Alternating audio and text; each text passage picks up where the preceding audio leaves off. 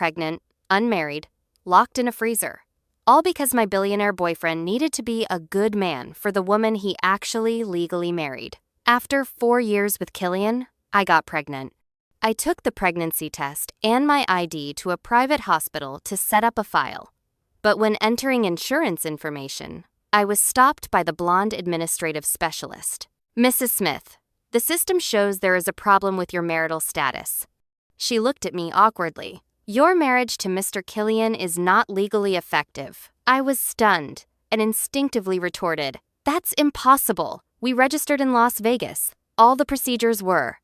"There is only an application record, no final signed effective document." The specialist turned the screen around and tapped the keyboard a few times. "Moreover, Mr. Killian's legal wife shows another lady's name." That name was like a thorn, piercing fiercely into my retina. Elena, Killian's personal secretary, and also publicly recognized as the benefactor who saved his life in the Alps avalanche 5 years ago. I felt all the blood in my body flowing backward.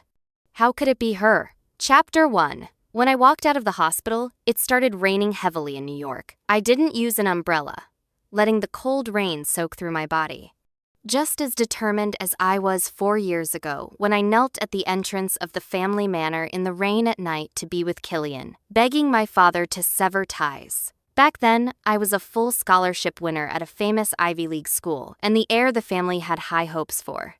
But for Killian Smith, for this illegitimate son who was then rejected by his family and had nothing, I gave up my studies, turned my back on my family, and even became a joke in the upper-class circles. I thought we were true love, sharing weal and woe, until I sat in the stretch Lincoln sent by Killian, watching this man I loved recklessly looking at me with that familiar, gentle, yet helpless gaze. "Halen, don't get caught in the rain. You'll catch a cold."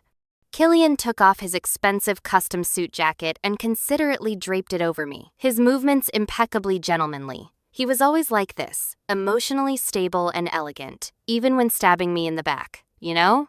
He asked, his tone as calm as if discussing tomorrow's weather. "Why is it Elena?" I asked tremblingly. "Why is our marriage legally invalid? Why is she your wife?"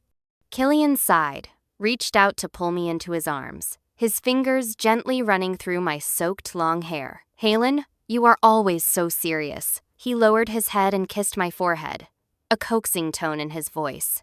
"That's just a piece of paper. You know, the only person I love is you. My future, my children."